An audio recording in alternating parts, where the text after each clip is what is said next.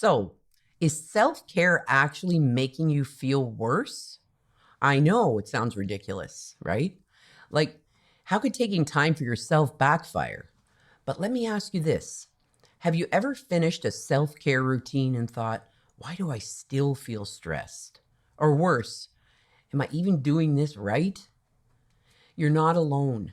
Most of us have been sold this picture perfect idea of balance. But what if, and stay with me here, what if everything you believe about balance is just plain wrong and not working for you? If self care feels more like a chore than a cure, then you're in the right place. In this video, I'll break down why your routines might not be working for you, how to ditch the guilt, and most importantly, what you can change right now to actually feel better. Let's get real. Let's get honest. Let's maybe laugh a little while we figure this all out together. Ready? Let's dive in.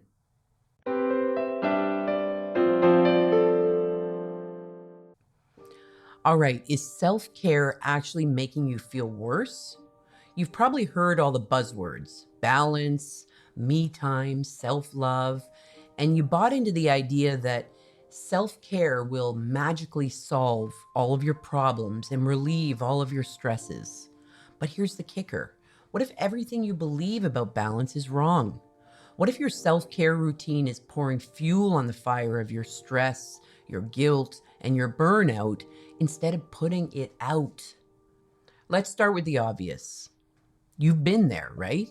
You book a spa day, set aside some time for yoga, or you plan a Netflix binge, expecting to feel better, but somehow you don't. In fact, sometimes you feel worse. You feel more overwhelmed, less relaxed, and even guilty for wasting time on yourself. Here's why. Self-care isn't just about what you do, it's about how and why you do it. It's about intention. Research shows that poorly planned or guilt-driven self-care can backfire, leaving you stuck in a cycle of stress and disappointment. Imagine trying to fill an overfilled coffee cup. It just spills everywhere and makes a mess. Well, that's what happens when you pile on self-care without addressing what's draining your emotional energy. I've seen this with my clients. I've seen this in my own life. One client, let's call her Mary, was juggling work, kids, trying to manage all that came with her separation and divorce. She tried every self-care hack she could find, but she felt even more exhausted. Why? Because she was using self-care as a band-aid without addressing the real problem. Her constant need to please others and her inability to say no. All right, here's where we fix the mess. Self-care isn't about piling on trendy habits until you snap. It's about building something sustainable. Imagine your self-care routine as a foundation for the life that you want. Not a quick fix or a quick patch for your problems. Let's break it into 5 steps that make sense, don't overwhelm, and actually deliver results. Step 1, empty your cup. You can't keep pouring into a full cup. It's just going to spill everywhere. So start here. Identify what's filling your emotional cup to the brim. Maybe it's saying yes to too many commitments. Maybe it's letting toxic people hang around or beating yourself up with impossible expectations. Write it down. This isn't just busy work. Seeing your stressors in black and white helps you spot what needs to be changed. Ask yourself, what's one thing I can stop doing this week? Maybe it's saying no to an extra project at work, or letting go of the guilt for skipping that dinner invite. Whatever it is, give yourself permission to say no and to reclaim that space. Step 2, redefine self-care. This is where the magic happens. Rethinking what self-care actually means for you. It's not about doing what Instagram or TikTok says looks good. It's about meeting your real needs. Look, if lighting candles and taking a bubble bath makes you roll your eyes, don't force it. Self-care might look like taking a power nap, going for a walk, diving into a project, or even doing something wildly unsexy like sorting your inbox to reduce chaos. Ask yourself, what do I really need right now? If you're tired, rest. If you're overwhelmed, focus and organize. Self-care doesn't have to look good. It doesn't have to look good for other people. It isn't the same for each of us. It has to be right for you. It has to feel good for you. Step 3, create micro rituals. Big sweeping changes feel amazing in theory, but they don't always work in real life. Instead, focus on micro rituals, small, repeatable habits that fit easily into your day. For instance, start your morning with a 3-minute gratitude practice. Write down 3 things that you're thankful for, 3 things that you're grateful for, no matter how small. Could be your favorite coffee mug, a funny text from a friend, or just that you got out of bed. Or jump out of bed, grab a coffee, and get right to work.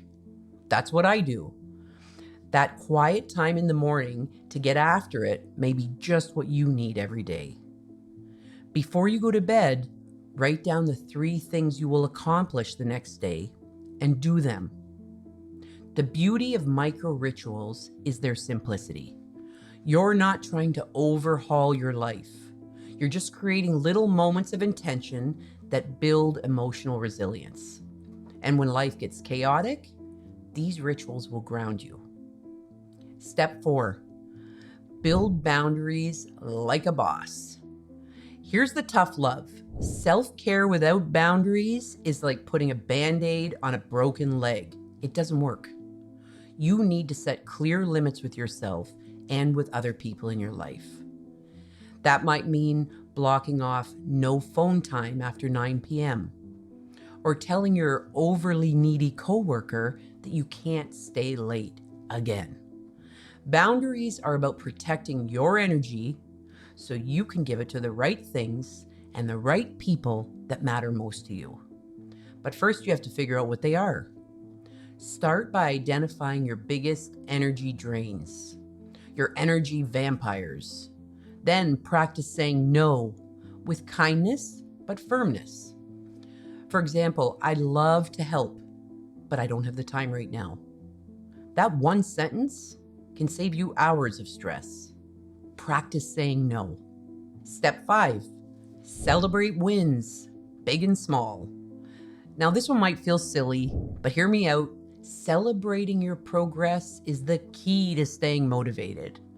Whether you finally say no to something draining, stick to your morning walk for a week, or simply carve out time to sit with your thoughts, it's worth celebrating. It's worth acknowledging. Create a system for recognizing your wins. Maybe you treat yourself to a fancy coffee on Friday. You've kept your self-care commitments.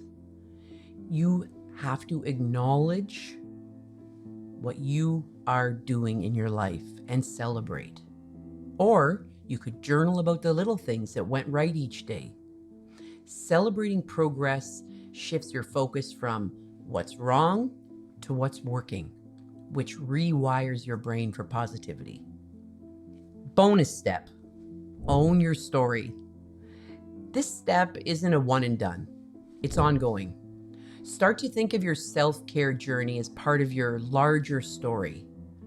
Every time you take care of yourself, you're shaping the next chapter of your life.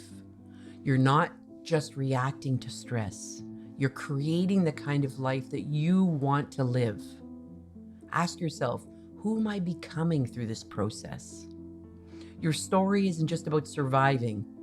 It's about thriving and learning and growing, even if in the face of challenges. Now own that narrative.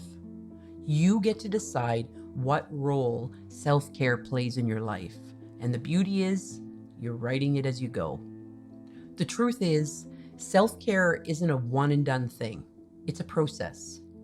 And it's not always pretty, but when you do it right, when you make it about healing instead of hiding, it's transformational. So, what's your first step going to be? Is it cleaning space, setting boundaries, redefining what self-care means to you? Now, you may want to watch Your Emotional Breakthrough Starts with this habit. It's all about one ridiculously simple mindfulness hack that can bring calm and focus into your day, even when life starts to feel like a circus. Let's make self-care something that finally feels good for you. We've got this.